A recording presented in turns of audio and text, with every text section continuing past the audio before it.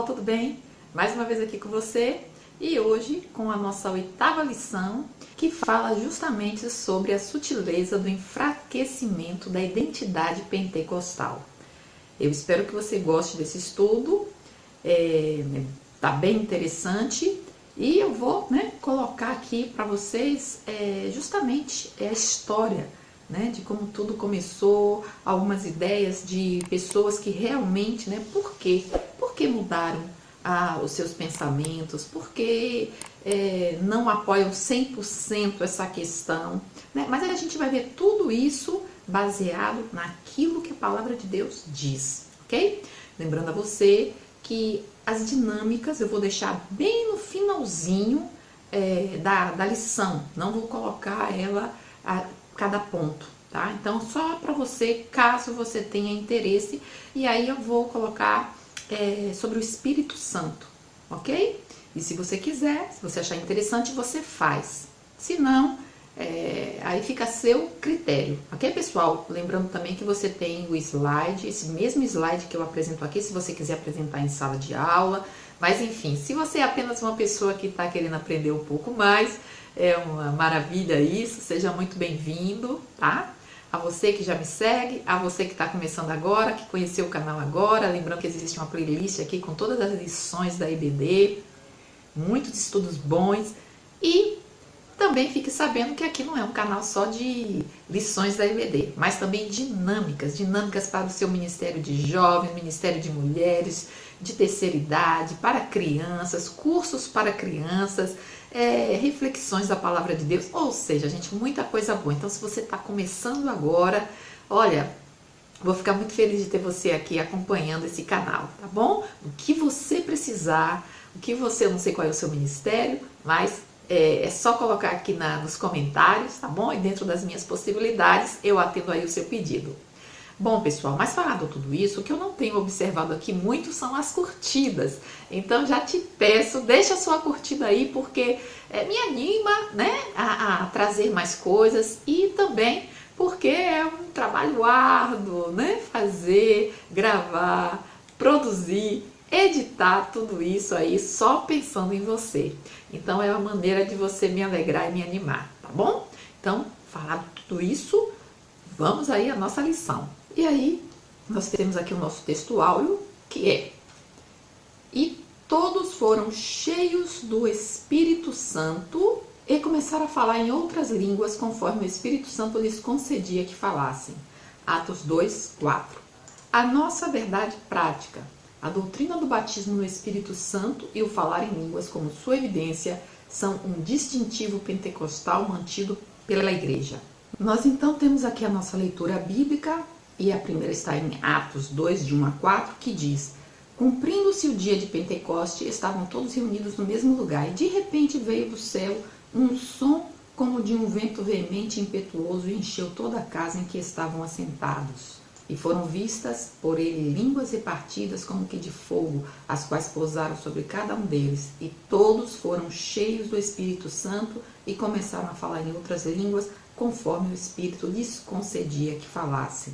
O segundo texto está em Coríntios e diz: mas a manifestação do Espírito é dada a cada um para o que for útil, porque a um pelo Espírito é dada a palavra da sabedoria, a outro pelo mesmo Espírito a palavra da ciência, e a outro pelo mesmo Espírito a fé, e a outro pelo mesmo Espírito os dons de curar, e a outro a operação de maravilhas, e a outro a profecia, e a outro o dom de discernir os espíritos, e a outro a variedade de línguas, e a outro a interpretação das línguas.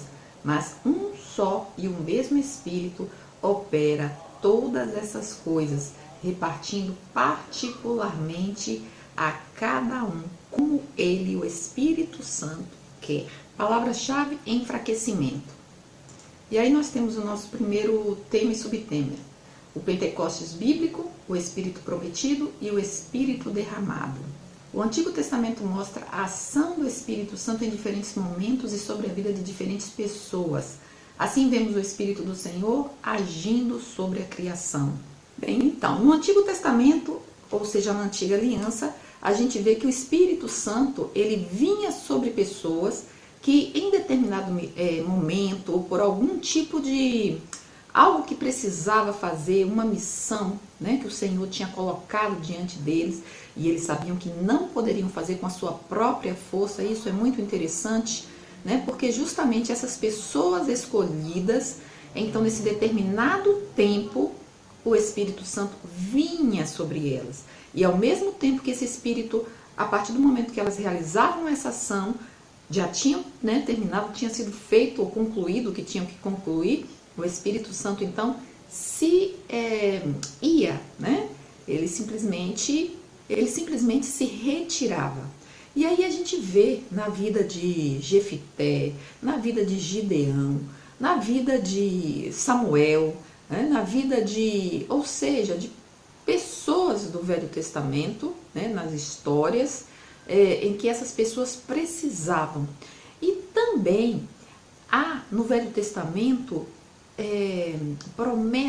a promessa de que não seria assim para sempre, mas que o Espírito Santo de Deus seria derramado, e nesse derramamento ele não ficaria, né, com essa situação de se retirar, né? O Espírito Santo ficaria.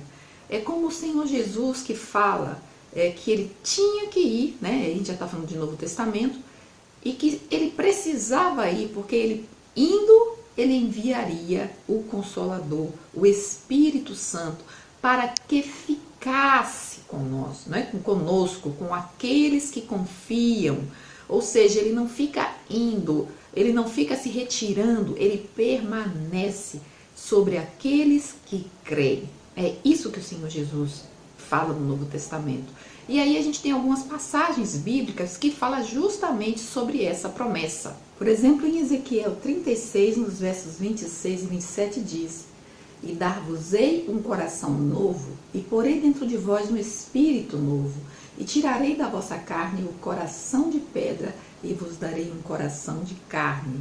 E porei dentro de vós o meu espírito, e farei que andeis nos meus estatutos, e guardeis os meus juízos, e os observeis. Em Jeremias 31, o que o Senhor fala através do profeta é justamente dizendo que haveria dias, ou chegará o tempo em que o Senhor, que as pessoas não vão precisar ficar ensinando. Aprenda de Deus, aprenda do Senhor, né? Como a gente faz, como eu estou fazendo aqui agora, como tantos fazem, né? Que você fica falando, que você fica ensinando. Não, Deus diz lá no verso 33, no capítulo 31 de Jeremias: Mas essa é a aliança que farei com a casa de Israel depois daqueles dias, diz o Senhor. Eu porei a minha lei no seu interior, e a escreverei no seu coração, e eu serei o seu Deus, e eles serão o meu povo. E não ensinará mais cada um a seu próximo, nem cada um a seu irmão, dizendo: Conhecei ao Senhor, porque todos me conhecerão, desde o menor até o maior deles, diz o Senhor, porque lhes perdoarei a sua maldade e nunca mais me lembrarei dos seus pecados. Bem, Joel é um dos mais conhecidos textos, né, que se encontra lá em 2:28 e diz: E há de ser que depois derramarei o meu espírito sobre toda a carne, e vossos filhos e vossas filhas profetizarão, os vossos velhos terão sonhos, e os vossos jovens terão visões. E claro, essa profecia de Joel, né, aconteceu, e é o que a gente vê em Atos, né, o derramamento do Espírito Santo. Então a gente vê o seguinte, que aqui no caso de Pentecostes no Novo Testamento, embora no Velho Testamento houvesse justamente por motivos especiais o Espírito Santo vinha, aqui não, em Atos 2, de 1 a 4, a gente vê que não havia distinção de sexo, de idade, ou seja, simplesmente o Espírito de Deus era derramado. E se via sobre vários tipos de povos, não somente os israelitas. É isso que a palavra de Deus diz. Ou seja, é um evento universal para todos aqueles, né, que creem. Todos aqueles, sim, que hoje, a partir desse derramamento do Espírito Santo, têm ousadia, têm intrepidez, têm coragem para divulgar o Evangelho de Cristo. E assim foi, que é justamente a partir desse recebimento do Espírito é que as pessoas tinham essa coragem para sair e proclamar a respeito do amor de Deus, a respeito daquilo que Jesus fez na cruz. Bem, vamos ver aí alguns pontos interessantes. A questão do Pentecoste. Qual o significado de Pentecostes? Pentecostes significa 50 dias e tem a ver com no 50º dia após a Páscoa. Durante esse período, antes que ocorresse a festa, né, esse Pentecostes, ou seja, Jesus tinha ressuscitado e estava nesse período atuando e dando provas incontestáveis de que estava vivo. O Pentecoste, que é uma festa que vem depois da Páscoa, também é conhecido como Festa das Semanas, Festa da Colheita e Festa das Primícias, que a gente encontra no Velho Testamento, em Levítico, em Êxodo e também em Números. E aí significando que, como pode ter esses nomes, né, essa questão do Pentecoste, Jesus ele é tido como as primícias daqueles que dormem. Então vejamos aqui em Números 28, 26 que diz: semelhantemente tereis santa vocação no dia das primícias, quando oferecerdes oferta nova de alimentos ao Senhor, segundo as vossas semanas, nenhum trabalho fareis. E aí você pode dar continuar lendo, porque é bem interessante quando fala dessa oferta, né? Lembrando sempre que Jesus é a nossa oferta. Jesus é o Cordeiro que tira o pecado do mundo. Jesus é o Cordeiro Santo, puro, imaculado, que foi dado como oferta para que nós fôssemos resgatados. E interessante é que nesse momento, né, havia 120 pessoas reunidas, elas estavam orando, e a Bíblia diz que veio, né, quando o Espírito Santo veio como um som. E é interessante porque é um som que foi ouvido, né? E não foi uma falta de ordem, uma histeria, né, uma algazarra, não. Eles estavam ali orando, eles estavam ali com o Espírito deles, pensando no Senhor, em adoração, e um som do Espírito, o som do Espírito veio sobre eles. Então veja, pessoal, que aqui diz, olha, e cumprindo-se o dia de Pentecostes, estavam todos concordemente no mesmo lugar, e veio um som como de um vento veemente e impetuoso, e encheu toda a casa em que estavam assentados, e foram vistas por eles línguas repartidas como de fogo, as quais pousaram sobre cada um deles, e todos foram cheios do Espírito e começaram a falar em outras línguas, conforme o Espírito Santo lhes concedia que falassem. E em Jerusalém estavam habitando judeus, homens religiosos de todas as nações que estão debaixo do céu. E quando aquele som ocorreu, juntou-se uma multidão e estava confusa, porque cada um os ouvia falar na sua própria língua. E todos pasmavam e se maravilhavam, dizendo uns aos outros: pois que não são galileus todos esses homens que estão falando? Como, pois, os ouvimos cada um na nossa própria língua que somos nascidos? E aí havia partos e medos, elamitas, os que habitavam em Mesopotâmia, Judéia, Capadócia, Ponto, Ásia e Frígia e Panfilha, Egito e partes da Líbia, junto a Cirene, e forasteiros romanos, tanto judeus como prosélitos, e todos, cretenses e árabes, todos nós temos ouvido em nossas próprias línguas falar das grandezas de Deus. E todos se maravilhavam e estavam suspensos, dizendo uns para os outros: que quer isto dizer? Então, foi um evento poderosíssimo. O autor aqui da revista, ele me chamou a atenção aqui o que ele fala, porque na verdade, hoje o que nós vemos são muitas igrejas que você vai à igreja, você ouve um sermão e às vezes você vê que há uma frieza, né? Uma frieza.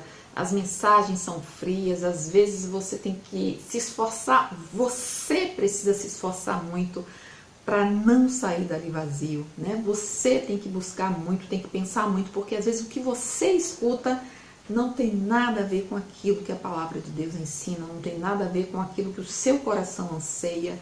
E os próprios irmãos, não existe aquele olhar de amor, de carinho, de família. E assim, muitas vezes a gente tem sentido isso nas igrejas.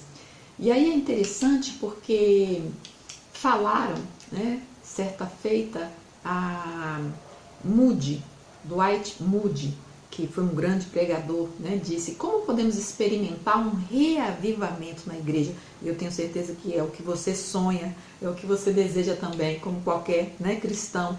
E o grande avivalista respondeu, Moody, né, respondeu: acenda uma fogueira no púlpito, que é o que infelizmente a gente precisa, né, a gente anseia por essa fogueira.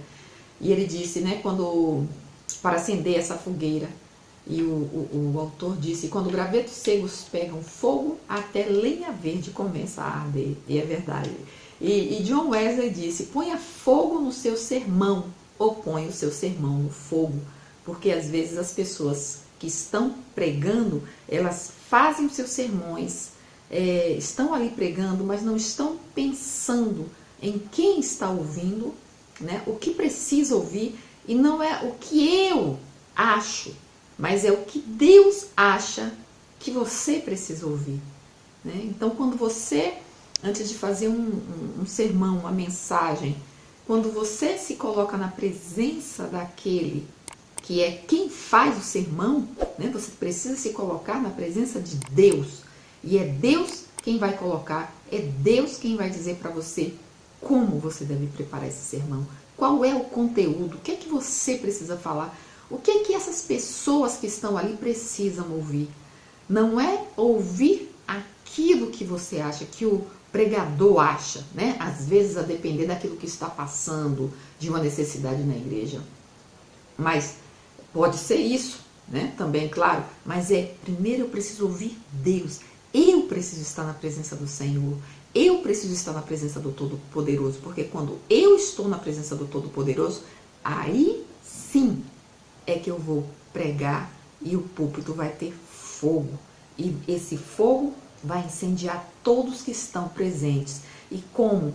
Justamente com perdão, com aceitação, com não julgamento, né? Justamente esse é o efeito de uma mensagem que traz em seu esboço fogo do Espírito Santo, porque é isso que nós precisamos, que o Espírito Santo de Deus esteja presente para incendiar os corações, porque se o Espírito Santo de Deus está presente em cada vida, o Espírito Santo, ele precisa ter a primazia em nossas vidas, porque enquanto nós estivermos sufocando o Espírito Santo de Deus em nossas vidas como cristãos, nada vai acontecer. A igreja vai ser verdadeiramente uma geladeira de pessoas, de irmãos, de cristãos, feito pedra de gelo, ao qual um não olha para o outro, não observa o outro, não vê a necessidade do outro, não se aproxima, não abraça, não tenta trazer para si, mas o que faz é afastar, é empurrar, é julgar, é colocar para fora da igreja. E se você tem o Espírito Santo de Deus, se o Espírito Santo de Deus habita em você, você fará todo o contrário disso. Você vai abraçar, você vai incluir, você vai amar. Mas muitas vezes o que tem ocorrido é que a gente deixa o Espírito Santo lá, pequenininho dentro do nosso coração, e nós sentamos no trono, e nós temos a primazia. E por isso você entra na igreja e sai da mesma forma que você entrou. Vazio, frio, a começar da pessoa que está no púlpito. Ou seja, uma coisa é você ter o Espírito Santo. A outra coisa é que o Espírito Santo tem a mim. Né? Então, por isso que eu digo, você acaba ficando, né? Você é que se coloca, você que se exalta, é você que tem a primazia. Né? O Espírito Santo, ele não controla você. E às vezes a gente canta, né? Espírito Santo de Deus, vem controlar todo o meu ser. Vem controlar todo o meu ser. E a gente não deixa aquele controle, não é verdade? A nossa sinopse diz: o Pentecoste bíblico está ancorado na promessa do derramamento do Espírito Santo e no cumprimento da sua promessa. E a gente tem também, né, que o distintivo pentecostal da igreja, né, pentecostal, é a atualidade dos dons e as línguas como evidência, né, que se fala muito sobre ter as línguas como evidência. Mas vamos ver um pouquinho mais sobre essa questão, né, das línguas, como é que funciona isso, né? Os pentecostais não somente creem que os dons estão vigentes na igreja, como os exerce. E eu sempre penso, eu creio no Espírito Santo de Deus, no sentido de que a gente não pode colocar Deus numa caixinha. A gente não pode colocar Deus em quatro paredes e dizer, né, prender ele, que eu quero dizer, e dizer o que ele tem e o que ele não tem que fazer, como ele deve e como ele não deve agir. Às vezes as pessoas não têm em conta o que é realmente que o Espírito Santo tem, qual o poder do Espírito Santo. Porque essa frase que eu falei, né, você pode ter o Espírito Santo, mas o Espírito Santo não tem a você. Por quê? Porque você não deixa que o Espírito Santo atue na sua vida. E se o Espírito Santo tem realmente a primazia da sua vida, quem sou eu para dizer, Espírito Santo, age assim, como se eu estivesse domando o Espírito Santo, né? Então, não é dessa forma. Ou é uma coisa, ou é outra coisa. Ou seja, o que eu quero dizer, ou ele domina, ou simplesmente é que você tem, né, o Espírito Santo habita, mas não exerce nenhum poder sobre a sua vida. É como se não existisse. O Espírito Santo está controlado. Ele não controla, né? Porque você não deixa que ele controle a sua vida. E quando nós deixamos o Espírito Santo controlar a nossa vida, coisas maravilhosas acontecem. Coisas que a gente não tem noção. É como se você sentisse que é você e o Espírito Santo caminhando lado a lado, como uma parceria, como amigos íntimos. E é isso que o Senhor quer da nossa vida. Bem, falando sobre os dons do Espírito Santo, uma coisa é importante. Como eu sempre falo, que os dons do Espírito Santo não é para mim, é para a edificação da igreja. Então, o que acontece quando uma pessoa fala em línguas, o que ocorre é que ela não edifica a igreja, ela está edificando a sua própria vida. Quando ela, para que ela edifique a igreja, então temos que ter alguém que tenha a interpretação da língua ou que a própria pessoa ore e ao mesmo tempo tenha esse dom da interpretação.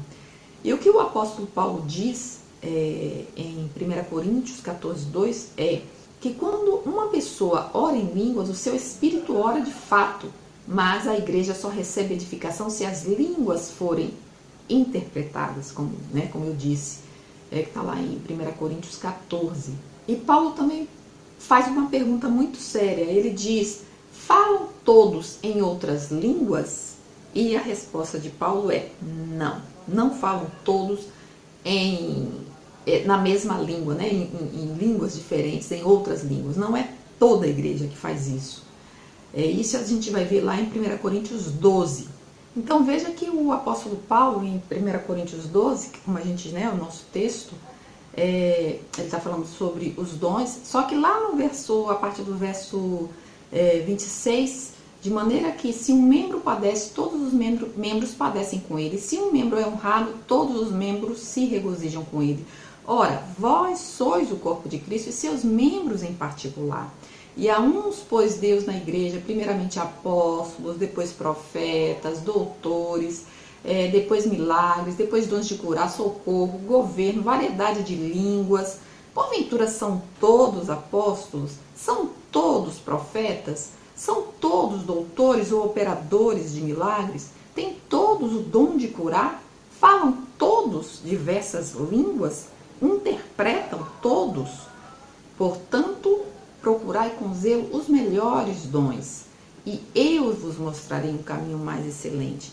Então veja que quando o apóstolo Paulo está dizendo, tem todos o dom de curar, interpretação de línguas, é Paulo, o apóstolo Paulo aqui em Coríntios que está dizendo, ou seja, não, porque o Espírito Santo é quem age como ele quer, para cada situação, né? E quando o apóstolo Paulo, que está chamando a atenção dos coríntios aqui, faz essas perguntas, ele diz, olha, procurai com zelo os melhores dons, mas eu vou mostrar para vocês um caminho que é mais excelente. E que caminho é esse?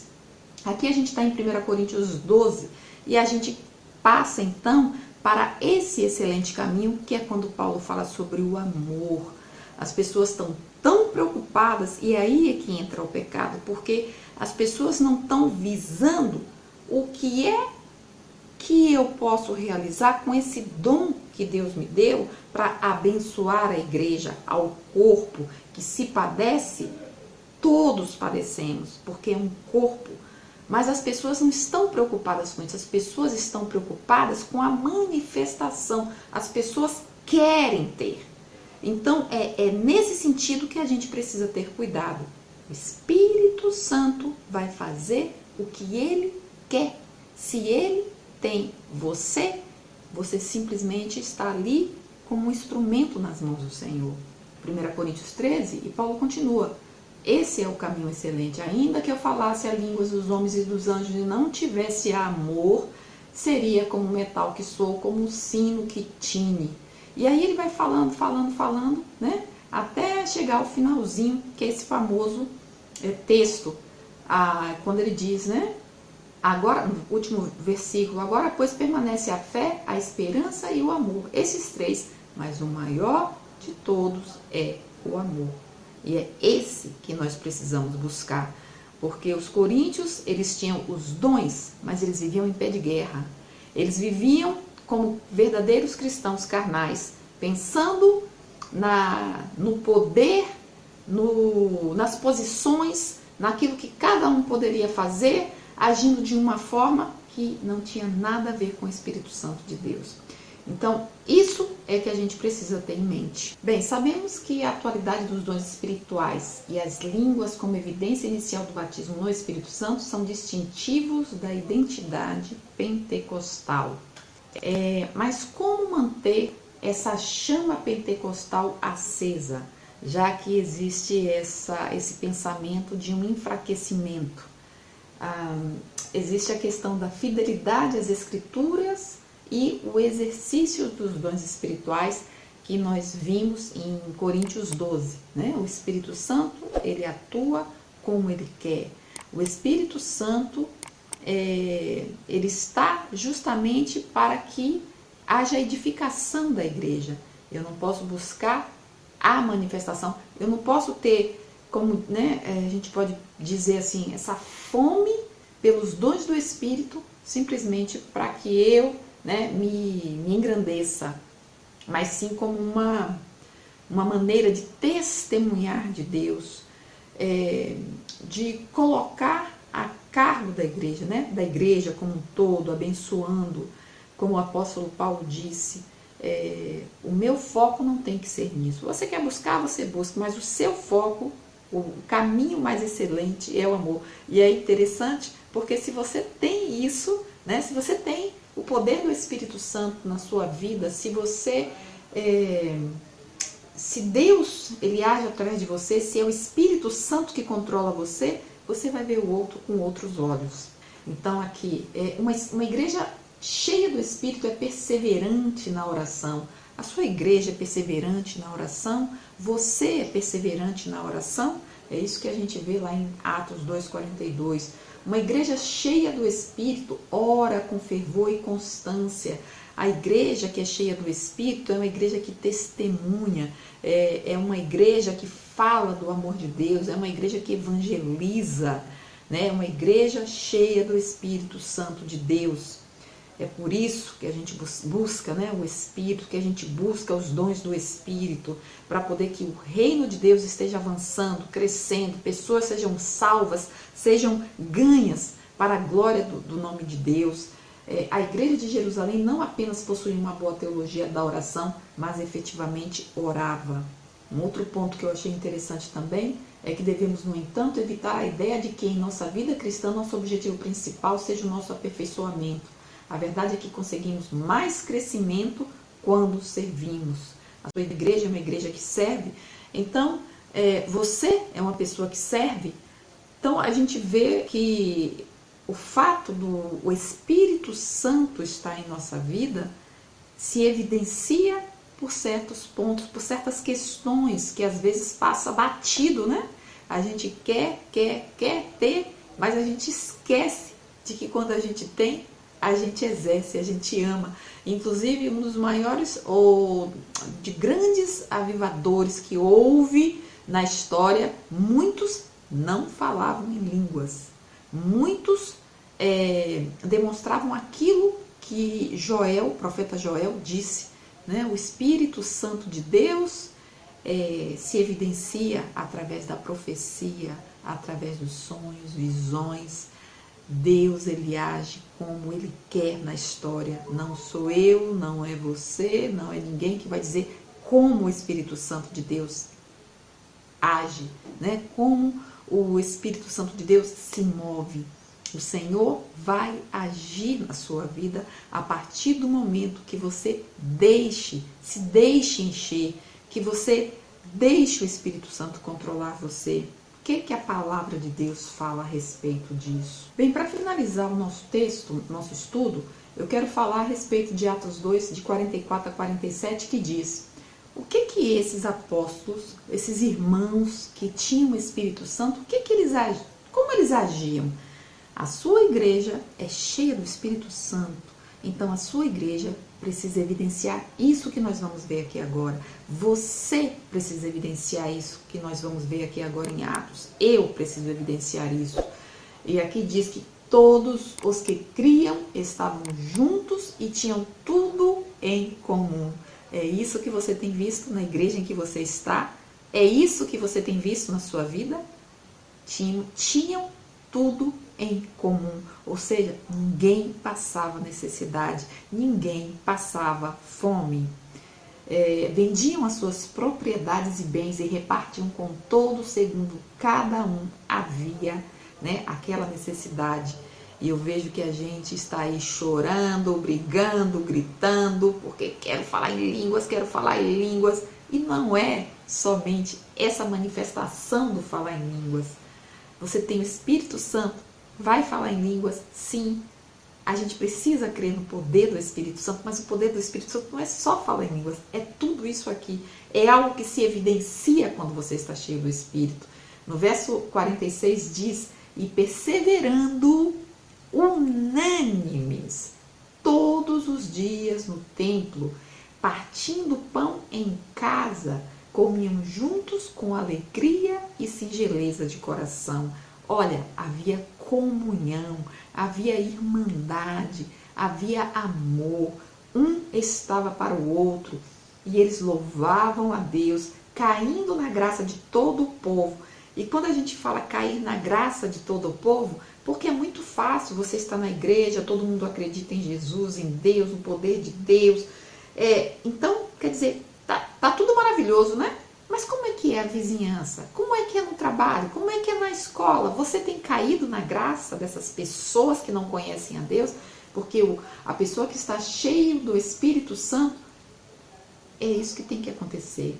E caindo na graça de todo o povo. Ou será que as pessoas falam: olha, aquele ali é crente, aquele ali é cristão, olha o que faz, olha como é que é na família, olha como é que é, olha, compra e não paga. É triste esse tema. Mas a gente, quando fala do poder do Espírito Santo, é um integral, é um conjunto.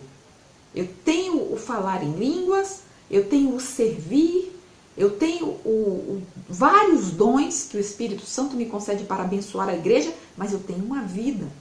Eu tenho que ter a comunhão, eu tenho que ter o perdão, eu tenho que ter o amor, eu tenho que olhar para o outro, louvando a Deus, caindo na graça de todo o povo. E todos os dias acrescentava o Senhor à igreja aqueles que se haviam de salvar. E isso aqui é muito interessante, isso aqui é muito importante. Por quê? Porque a partir de que as pessoas viam o poder do Espírito Santo na vida desses irmãos, o Senhor acrescentava. A igreja tem crescido? Seguramente a igreja tem crescido. A sua igreja tem crescido? As pessoas vão chegando e querendo receber esse Deus? É isso que a gente tem que ver. Muitas vezes as igrejas, as pessoas estão sim falando em línguas, mas O que ocorre é que às vezes a gente não vê todo esse resultado.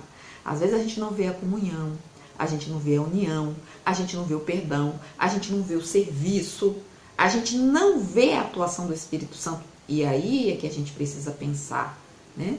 Por isso que o apóstolo Paulo falou aos coríntios, olha, isso tudo é muito maravilhoso, citou uma lista de dons do Espírito Santo, e é assim que a igreja precisa caminhar, mas ele mesmo diz, eu vou mostrar para vocês um caminho muito mais excelente, que é o caminho do amor, porque eu posso fazer tudo, mas se eu não tiver amor, inclusive ele diz, falar em línguas, mas se eu não tiver o amor, não adianta nada. Então a gente tem que buscar? Sim, temos que buscar, mas a gente tem que ter muita atenção para saber por quê. Por que que eu quero tanto isso, a manifestação? Por que que eu quero tanto? Ah, mas eu já falo em línguas. Mas e qual é a manifestação de amor da sua vida? Será que a gente tem feito tudo isso que o livro de Atos mostra, que o livro de Coríntios mostra, que o apóstolo Paulo coloca? Ou será que eu tenho vivido só para mim? Ou será que eu tenho vivido só olhando para mim, né? Com um certo egoísmo, não abençoando, não pensando no outro, sem comunhão. Então, é essa que é a questão, né? A fidelidade às Escrituras e o exercício dos dons são instrumentos espirituais para manter a chama pentecostal acesa e atual para a igreja. Tem duas dinâmicas aqui que eu quero falar com você, que é por que ser cheio do Espírito Santo, que é uma delas, e a segunda é o Espírito sopra onde quer. E aí você dá uma olhadinha, vou deixar os links para você, tá? E nós concluímos assim, o movimento pentecostal possui sólida fundamentação bíblica. Vimos também que, como movimento do Espírito, o pentecostalismo está inserido dentro de certo contexto histórico. Isso o fez consciente de sua missão. Contudo, após um século do seu advento, o movimento passou a dar sinais de esfriamento. Não há dúvida de que o enfraquecimento doutrinário e até mesmo desvios teológicos que negam a manifestação dos dons espirituais está na gênese desse processo. E é justamente, né? A gente sabe que o Deus, ele tem todo o poder, não sou eu que o mantenho, mas é ele que me mantém, não sou eu que o controlo, é ele que precisa me controlar. Bem, eu espero que você tenha gostado dessa lição, foi bem rápida, bem prática. É bom, não esquece, pessoal, deixa aí a sua curtida, compartilha, comenta, tá bom? Um grande abraço, fica com Deus e até a próxima. Bye, bye.